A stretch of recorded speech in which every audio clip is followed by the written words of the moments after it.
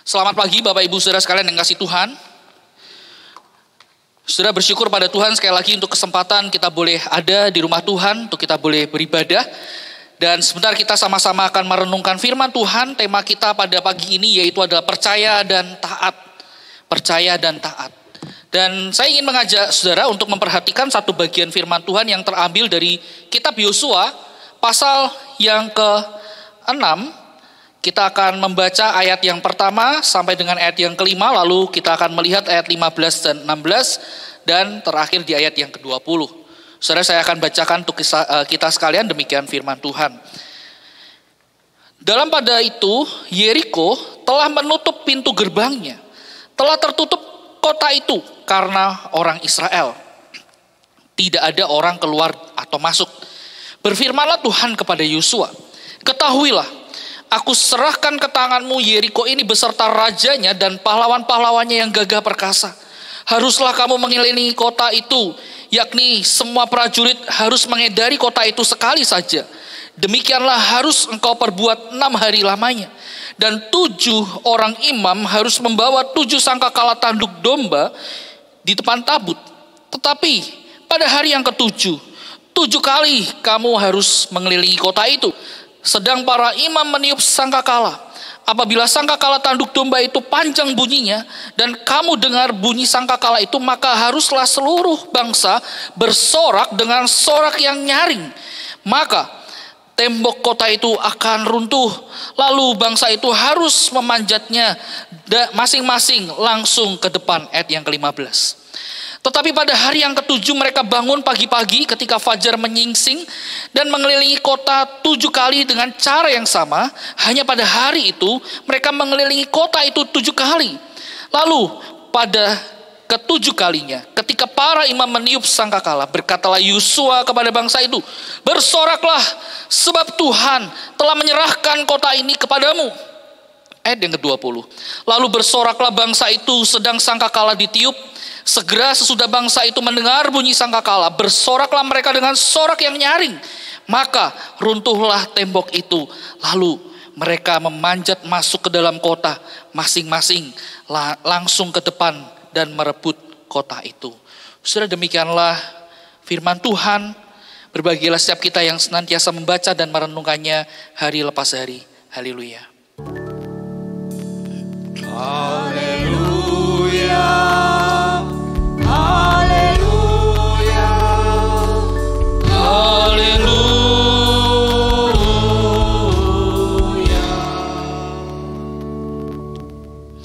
Saudara sekalian yang kasih Tuhan, Alkisah ada seorang pendaki gunung. Namun sayangnya saudara, si pendaki ini mengalami satu hal yang tidak menyenangkan. Ia tersesat dan ia jatuh terperosok ke dalam jurang yang terjal. Karena saudara, jalan yang dilaluinya tertutup oleh kabut. Sehingga itu mempengaruhi bagaimana dia memandang jalan. Sekali lagi dia terperosok, dia meluncur jatuh ke jurang itu. Dan saudara, si pendaki itu akhirnya terdampar di sebuah batu. Ia bergelantungan di sana, berpegangan, mencegah dirinya untuk makin dalam terperosok dan sampai ke dasar jurang. Saudara, di dalam keadaan yang luka-luka, sakit begitu ya, karena ia terperosok, berguling-guling dan seterusnya. Saudara, si pendaki ini berteriak-teriak minta tolong sambil menahan rasa sakitnya. Tolong! Tolong gitu ya. Tapi saudara, karena kondisi, maka boleh dikatakan hampir-hampir tidak ada yang bisa mendengar seruan minta tolong dari si pendaki ini. Kondisi kembali sunyi. Nah, saudara sekalian kasih Tuhan, di tengah rasa sakitnya ia mengerang. Saudara, tanpa dia duga tiba-tiba ada suara yang berseru, lepaskan peganganmu, lepaskan tanganmu, lompat aja. Saudara, si pendaki ini ketika mendengar suara itu dia kaget dan bertanya-tanya, itu suara dari mana? Dan kemudian ia mulai dihanyuti dengan ketakutan. Dia pikir itu suara setan. Suara setan yang menginginkan dia celaka. Wah saudara, makin dia bergantungan, makin kuat dia berpegangan pada batu itu. Dia sekali lagi mencoba untuk berteriak, minta tolong. Tetapi sekali lagi saudara, jawaban yang ia dengarkan adalah, lepaskan peganganmu, lepaskan tanganmu, lompat aja. Saudara mendengar kembali jawaban itu, saudara, ia makin ketakutan, ia makin tidak mempercayai suara itu, ia makin saudara mencengkram batu itu dengan lebih erat lagi. Ia rela menahan sakit yang ia alami, yang ia rasakan, bertahan di sana, jangan sampai makin dalam terperosok ke jurang. Kalau enggak tubuhku bisa hancur, pikirnya seperti itu. Saudara, tanpa diduga saudara, si pendaki itu akhirnya karena kelelahan sudah tertidur sambil berpegangan dengan batu itu. Dan keesokan harinya ketika fajar menyingsing, sinar matahari mulai menerangi sekitarnya, sudah si pendaki itu bangun dan terkaget. Ternyata posisi dia ketika dia berpegangan dengan batu itu, dengan dasar jurang itu, ternyata jauhnya itu kira-kira hanya sekitar 50 cm alias setengah meter. Gak nyampe 1 meter. Saudara, ketika dia melihat, wah ternyata jarak antara dia dengan dasar itu cuman pendek, ya, gak tinggi. Saudara, dia mulai menyesal. Kenapa ya? Dari semalam ketika badan sudah sakit-sakit karena jatuh ke jurang, lalu dia mendengar suara lepaskan tanganmu, lompat aja. Dia tidak mau percaya kepada suara itu. Dia tidak mau mengikuti saran atau nasihat dari suara itu. Dia menyesal dan di dalam hatinya dia berkata, seandainya waktu itu aku ikutin, aku percaya. Tentu aku gak perlu repot-repot, tentu aku tidak perlu sengsara bergelantungan berjam-jam di sini. Nah saudara sekalian kasih Tuhan, kisah dari si pendaki itu saya rasa, dan apa yang ia lakukan saudara saya rasa adalah reaksi yang sangat wajar, manusiawi. Saudara, kalau kita ada di posisi itu pun saya rasa kita juga akan seperti si pendaki itu. Kita tidak akan mungkin langsung percaya dengan suara yang kita dengar tadi. Nah saudara, berbicara tentang susah untuk percaya, saudara, bukankah itu yang menjadi natur dari kita manusia? Saudara, kita manusia punya natur untuk susah percaya. Selalu saja ada hal-hal saudara yang membuat kita susah untuk percaya, susah untuk menjadi percaya. Saudara, kita bisa melihat ada orang-orang yang baru mau percaya kalau ada buktinya, kalau ada jaminannya, baru mau percaya. Atau juga ada orang-orang yang karena ia pernah mengalami satu pengalaman yang menyakitkan, ia ditipu, dihianati, saudara, akhirnya juga menjadi orang yang susah untuk percaya. Dan masih banyak hal yang lain, saudara. Sekali lagi, tidak mudah membuat orang untuk percaya. Jangankan kepada keadaan atau orang lain, bahkan kepada Tuhan saja, kita susah untuk percaya. Saudara, inilah yang menjadi natur dari manusia, susah untuk percaya. Dan kalau kita membaca Alkitab, saudara, kita juga akan menemukan Alkitab berulang kali, firman Tuhan itu berulang kali menunjukkan kepada kita natur kita yang satu ini. Susah untuk menjadi percaya. Dimulai saudara kalau kita melihat di dalam Kejadian pasal yang ketiga, tentang manusia yang jatuh di dalam dosa. Saudara, kita akan disuguhkan kisah bagaimana manusia itu saudara menolak untuk percaya dan taat pada firman Allah. Mereka lebih memilih, Adam dan Hawa lebih memilih jalan dosa, melawan apa kata Tuhan. Dilanjutkan saudara, kalau kita meneruskan pembacaan kita akan ketemu dengan yang dinamakan bapak-bapak Israel, Abraham, Ishak dan Yakub. Mereka yang dikatakan, mereka yang dianggap sebagai pahlawan-pahlawan iman, saudara, ternyata juga mempunyai pergumulan yang sama. Para bapak-bapak Israel ini juga harus berjuang ekstra untuk mereka bisa percaya taat penuh pada Allah. Dan kita juga melihat di dalam realitanya bagaimana Abraham, Ishak dan Yakub ini juga seringkali gagal di dalam menaruh dirinya, di dalam menaruh diri mereka ke tangan Tuhan, percaya kepada Tuhan, taat pada Tuhan. Mereka seringkali gagal untuk percaya. Dan seterusnya dan seterusnya. Alkitab melalui berbagai macam kisahnya membukakan mata kita bahwa kita sudah punya natur ini, kita punya kelemahan ini.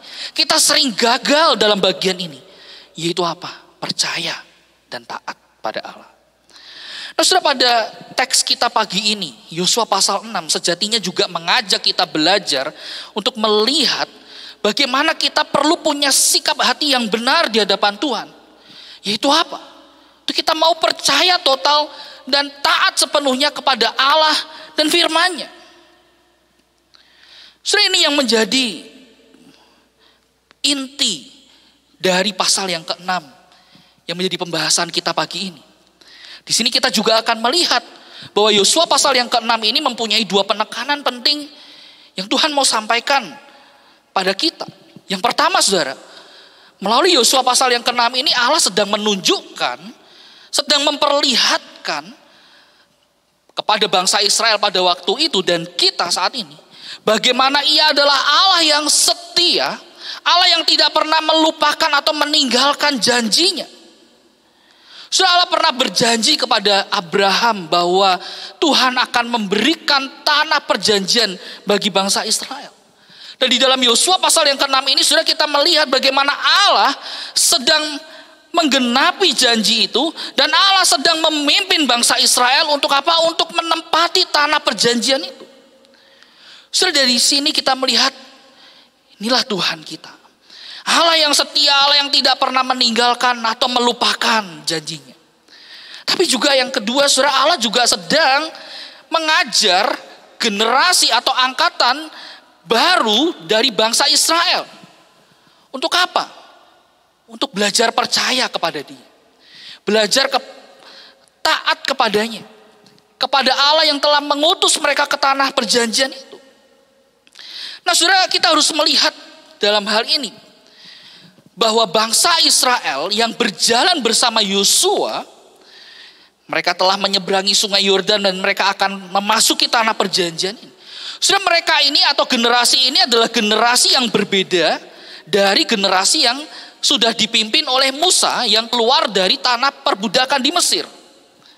Nah, kenapa, saudara?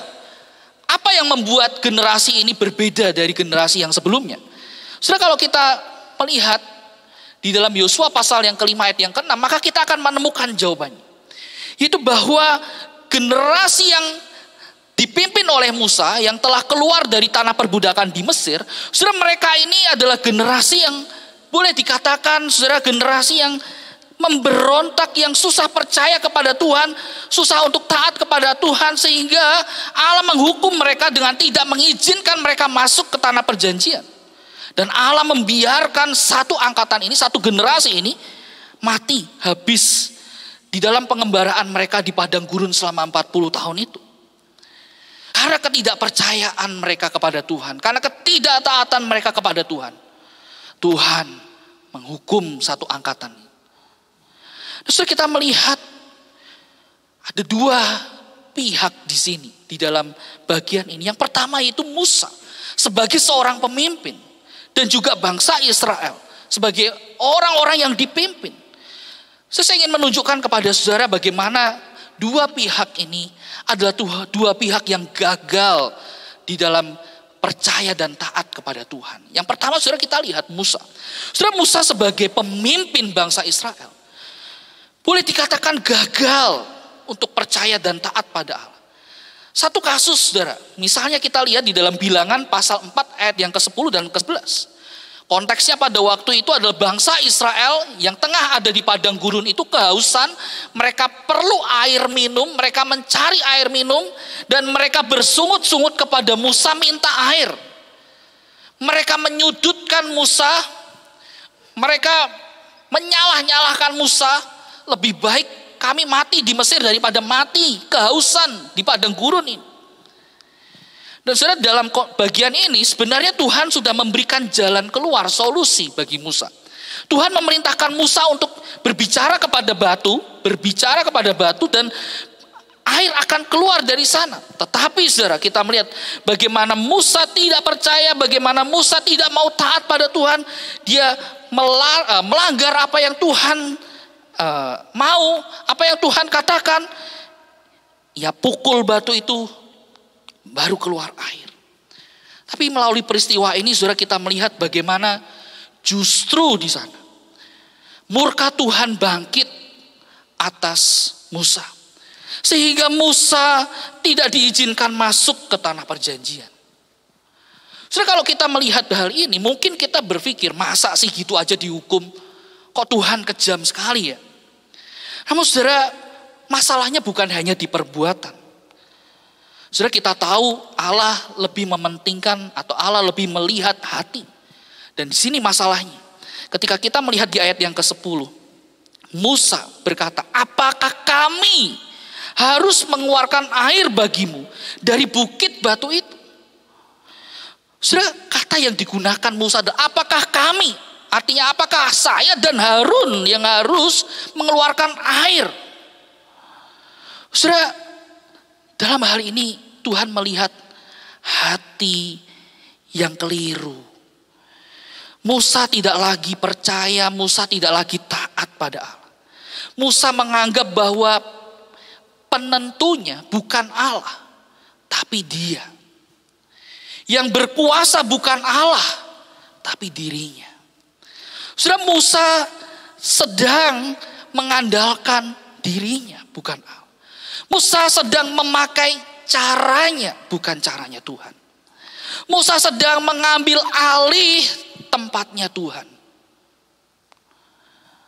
Musa sedang bermain menjadi Tuhan. Itulah yang sebabnya Tuhan lihat dan membuat Tuhan murka kepada Musa.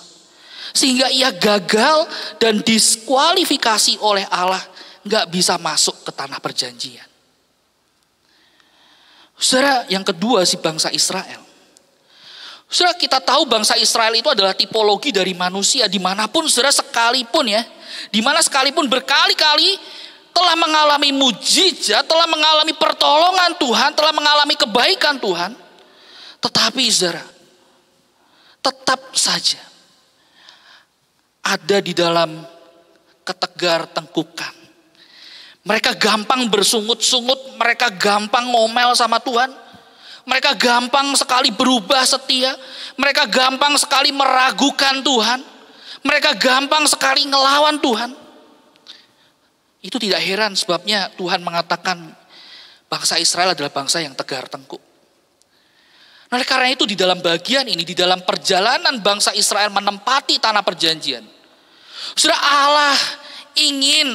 Allah sedang mengajar kepada mereka, Yosua dan generasi yang baru itu, untuk apa?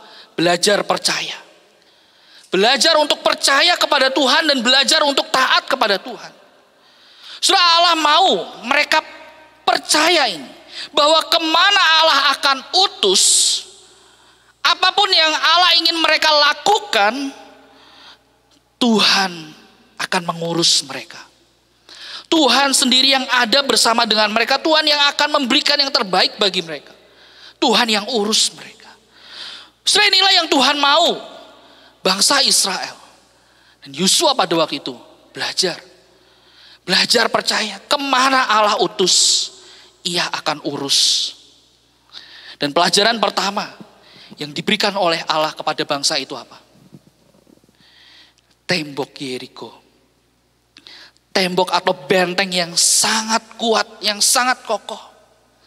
Nah, saudara, berbicara tentang tembok Yeriko, saudara, ada penemuan menarik arkeologi modern yang dilakukan oleh seorang arkeolog wanita terkenal yang bernama Kathleen Kenyon. Sekitar tahun 50-an sekian, saudara, si Kathleen Kenyon melakukan ekskavasi atau penggalian, dan di sana ia menemukan yang dikatakan situs dari tembok Yeriko. Nah, saudara, Kathleen Kenyon membukukan penemuannya, ya ada bukunya. Dan di sana ia menyimpulkan betul bahwa tembok Yeriko itu adalah satu bangunan yang sangat kuat, yang sangat kokoh, yang didesain dengan begitu jenius sekali. Nah, saudara, tembok Yeriko ini terdiri dari dua bagian, dari dua tembok yang sangat kokoh, tembok luar dan tembok dalam, gitu ya. Dan saudara, masing-masing tembok ini di depannya ada semacam kemiringan seperti itu. Dengan satu maksud, dengan satu tujuan, untuk mempersulit musuh menyerang, merobohkan tembok ini. Dan bahkan di dalam kesimpulan dari Kathleen mengatakan bahwa bangunan ini mustahil untuk dirobohkan oleh manusia. Sudah begitu kokoh, begitu kuat. Dan ini adalah ujian pertama, pelajaran pertama yang Allah berikan kepada Yosua dan bangsa Israel, generasi yang baru itu. Untuk mereka kalahkan, untuk mereka robohkan. Nah, sudah begitu kokoh, begitu kuatnya benteng ini. Sehingga kepada kekuatan dari benteng inilah orang-orang Yeriko menaruh harapan mereka. Itu sebabnya saudara, kita melihat di ayat yang pertama, ketika mereka mendengar bangsa Israel sudah menyeberang sungai Yordan, mereka tutup pintu gerbangnya. Gak ada yang boleh masuk dan keluar. Mereka tutup dengan satu pengharapan, dengan satu keyakinan, ini gak mungkin roboh. Ini gak mungkin bisa dihancurkan. Kita aman di dalam sini. Saudara, namun semuanya itu seakan tidak ada artinya di hadapan Allah yang Maha Kuasa. Menariknya saudara, cara yang Allah pakai untuk merobohkan tembok Yeriko ini saudara, tidak biasa, tidak masuk akal.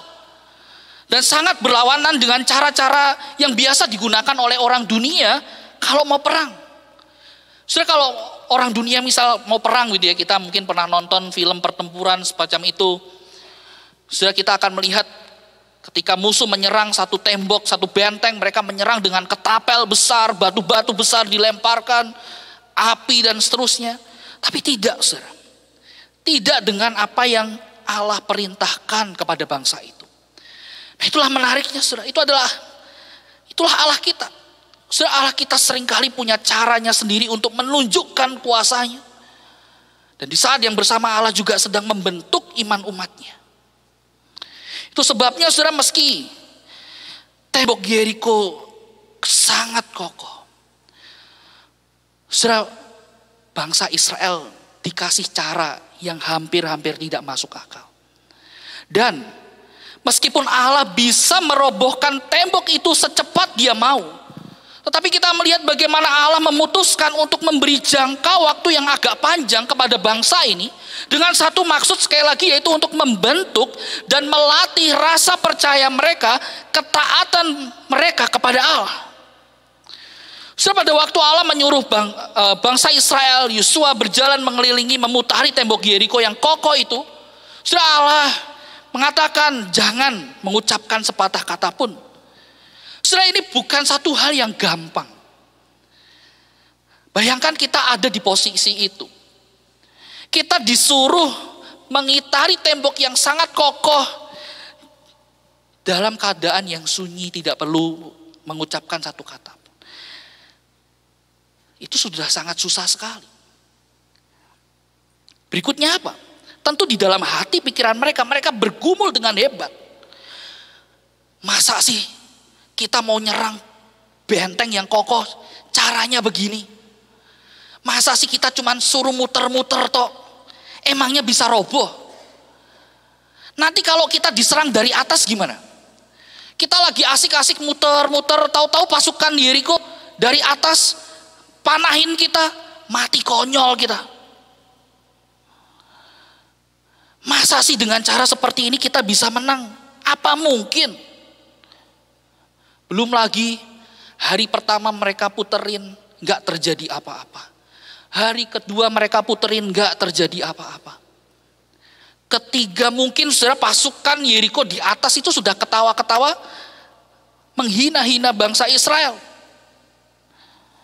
Saudara, tentu mereka ada di dalam posisi yang sulit, mereka bergumul dengan hebat. Apa mungkin kita bisa menang dengan cara yang semacam ini? Tapi pada hari yang ketiga, pada hari yang ketujuh kita melihat setelah mereka keliling Ketujuh kalinya. Ketika para imam itu meniup sangkakala dengan panjang, dan Yosua memerintahkan untuk umat Israel bersorak dengan nyaring, tembok itu rontoh. Tembok itu runtuh seruntuh-runtuhnya. Saudara, dari bagian ini, dari kisah ini, dari peristiwa ini, saudara, Allah mau mengajar bangsa Israel. Belajar untuk percaya kepadanya. Belajar untuk taat kepadanya. Belajar bahwa kemana Allah utus, Ia yang akan urus umatnya. Saudara, Allah, ketika Allah punya rencana, saudara, maka rencananya itulah yang terbaik bagi umatnya. Saudara, kalau Allah punya rencana, rancangan, saudara, Allah tidak akan membiarkan rancangannya itu gagal. Ia sendirilah yang akan mengurus rencananya. Tinggal bagaimana umat untuk meresponi bahwa di mana bagian terbaik yang bisa dilakukan oleh umat Allah, yaitu adalah dengan menyerahkan diri sepenuhnya, percaya total sepenuhnya pada tangan Tuhan, dan mau taat pada pimpinannya. Itulah sebabnya ada orang yang mengatakan taat pangkal selamat. Dan inilah juga yang diyakini oleh seorang pengkhotbah yang terkenal yang bernama Billy Graham. Ia pernah dalam satu khotbahnya mengatakan, rencana Tuhan tidak akan menuntun kita di mana kasih karunia Tuhan tidak menjaga kita. Kalau Tuhan pimpin kita, maka kasih karunia-Nya yang akan menjaga kita. Dan itu pasti. Tidak peduli keadaan kita seperti apa. Saudara, kita harus percaya bahwa Tuhan bersama kita. Saudara, itulah yang Tuhan mau ajar kepada bangsa Israel. Kemana Allah utus, Ia akan urus. Apapun yang Allah ingin umatnya kerjakan, Tuhan sendiri juga yang akan mengurusnya. Saudara, itulah yang dialami oleh Yosua dan bangsa Israel. Ketika mereka mau percaya, mereka mau taat apa kata Tuhan, maka Allah sendirilah yang menjamin bahwa kemenangan ada di tangan mereka. Namun saudara, sekarang yang menjadi pertanyaannya adalah, apakah hal ini juga berlaku bagi kita saat ini? Apakah yang dialami oleh Yosua dan bangsa Israel pada waktu itu dapat juga kita alami, saudara? Jawabannya adalah iya. Karena firman Tuhan adalah pasti, iya dan amin. Apa yang dialami oleh bangsa Israel pada waktu itu, kita akan juga alami, saudara. Dan kalau kita mau sadar, kita mau melihat, memang kita tidak sedang berperang, kita tidak sedang menghadapi satu benteng yang kokoh, yang kuat. Kita mau merebut benteng itu, memang kita tidak dalam posisi seperti itu. Tapi kalau kita mau lihat di dalam hidup kita, kalau kita mau jujur mengatakan bahwa saudara, ada banyak hal loh di dalam hidup kita, di mana saudara, banyak hal itu bisa menjelma menjadi tembok Yeriko dalam hidup kita. Ada banyak hal yang bisa menjadi tembok Yeriko di dalam hati kita, di mana Tuhan juga mau kita menghadapinya, menaklukkannya. Saudara, apa contohnya? Apa yang kita bisa lihat tembok-tembok Yeriko yang kita hadapi dalam hari-hari kita? Yang pertama, saudara, mungkin saja tembok Yeriko itu bisa berupa berhala-berhala dalam hati kita. Di mana saudara, berhala-berhala itu bisa merebut atau sedang merebut hati kita dari tangan Allah. Saudara, ada satu buku yang menarik yang berjudul Gods at War, karangan Kyle Idleman. Dalam buku itu memberikan kita gambaran berhala-berhala modern yang bisa mengacaukan hati kita, yang bisa membuat kita akhirnya menyingkirkan Tuhan dan menjadikan berhala-berhala itu sebagai tuan baru di dalam hati kita. Nah, saudara, mungkin tembok itu berupa apa, saudara? Berupa kesombongan kita, atau amarah, dendam kita, iri hati kita. Dosa-dosa yang lain yang mungkin kita sedang simpan rapat-rapat. Tidak ada orang yang tahu, kita jaga kerahasiaannya. Sudah bisa jadi tembok itu adalah keraguan kita. Rasa khawatir kita, bahkan ketakutan kita. Saudara ingat pada ibadah 1 Januari yang lalu, Pendeta Ponco pernah menyinggung bagaimana tahun 2023 ini banyak ekonom dan lainnya mengatakan ini adalah bukan hanya tahun yang sulit, tetapi tahun yang gelap. Saudara, mungkin saja itu menjadi tembok Yeriko kita. Rasa khawatir kita, bagaimana masa depanku? Bagaimana dengan keluargaku? Bagaimana dengan usahaku? Bagaimana dengan pekerjaan? Bagaimana dengan studi? Masih banyak hal yang lain. Rasa khawatir itu yang menjadi tembok Yeriko kita. Atau mungkin saja itu berupa pergumulan hidup yang berat, di mana ketika kita menjalani hari demi hari kita merasa tanpa harapan, no hope. Kayaknya gak ada solusi. Kayaknya tidak tertolong lagi. Kayaknya gak ada jalan keluar. Sudah bisa jadi vonis dokter membuat kita hidup di dalam ketakutan ini, pergumulan yang berat. Apakah mungkin masih bisa sembuh? Apakah mungkin masih bisa ditolong? Bisa jadi saudara, tembok itu berupa tantangan atau kesulitan yang dihadirkan orang lain. Sistem-sistem, nilai-nilai yang bertentangan dengan iman kita. Saya sudah berusaha hidup benar. Saya sudah berusaha untuk menjalani atau menuruti semua aturan mainnya. Tapi kenapa masih saja dicari-cari salahnya? Tapi kenapa masih saja dipermasalahkan? Sudah ada begitu banyak hal yang mungkin kalau kita mau tambahkan lagi daftarnya, sudah itu bisa saja itu menjadi tembok Yeriko di dalam kehidupan kita. Namun apapun itu saudara, Tuhan tetap mau kita maju untuk mengalahkannya. Dengan sikap hati saudara. Seperti yang Tuhan mau ada pada bangsa Israel, yaitu percaya. Bahwa kemana Allah utus, apapun yang Allah ingin kita kerjakan, kalau itu adalah pimpinan Tuhan, maka Tuhan sendiri yang akan mengurusnya. Tapi saudara, sisi yang lain mungkin ada di antara kita. Ya, saya sih percaya. Saya percaya Tuhan pasti akan tolong. Saya percaya Tuhan pasti sanggup lah akan mengurusnya. Saya percaya, tapi untuk taat itu soal yang lain.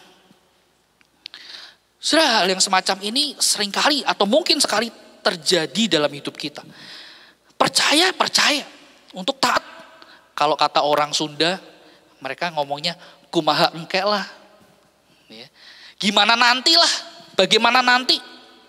Ya kita lihat aja nanti gimana.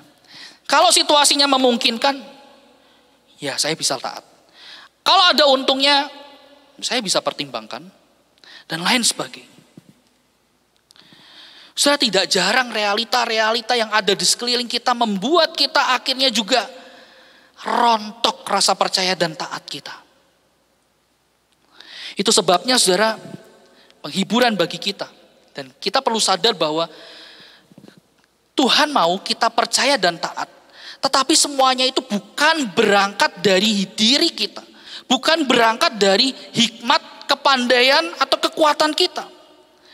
Kenapa saudara? Karena sekali lagi, ketika kita mengandalkan diri kita sendiri, hikmat kita sendiri, seringkali di dalam perjalanannya, mungkin kita akan mengalami kerontokan itu. Seorang misionaris yang bernama David Brainerd, sudah pernah mengatakan begini. Jangan pernah berpikir bahwa kita dapat hidup bagi Tuhan dengan kemampuan dan kekuatan kita sendiri. Tapi selalu lihat dan selalu andalkan Tuhan untuk semua kekuatan dan anugerahnya. Inilah yang menjadi penghiburan bagi kita. Dan kesadaran bagi kita bahwa percaya dan taatnya kita tidak bergantung pada diri kita. Allah tahu bagaimana rapuh dan rentannya kita. Oleh sebab itu Allah tidak pernah melepaskan tangannya atas hidup kita. Sama seperti yang pernah dialami oleh Petrus. Ia pada awalnya merasa, oh saya bisa jalan di atas air. Dan ketika Tuhan mengatakan, jalanlah. Ya berjalan selangkah dua langkah. Namun begitu sadar realita di sekelilingnya, angin makin kencang, ombak makin dahsyat, rontok saudara rasa percaya. Ya mulai tenggelam. Namun di saat yang bersamaan tangan Yesus yang sigap mengangkatnya, menopang. Tangan Tuhan itulah yang menuntun Petrus untuk bisa berjalan di dalam badai. Petrus selamat. Terus sama seperti itulah. Saudara, Allah tidak pernah menarik tangannya atas hidup kita. Di dalam waktu dan caranya Tuhan pasti akan berikan yang terbaik. Tapi sekali lagi, bagian yang terbaik yang kita bisa lakukan adalah apa? Percaya total. Percaya pada pimpinannya. Kemana ia utus, ia akan urus. Dan jadi bagian yang terbaik juga adalah kita punya hati yang mau taat. Tuhan mau apa? Aku siap. Tuhan mau taruh di mana? Tuhan mau pimpin kemana? Aku siap. Berangkat. Dan di sana kita akan melihat bagaimana karya Tuhan yang indah akan terjadi dalam hidup kita. Kiranya Tuhan menolong kita sekalian.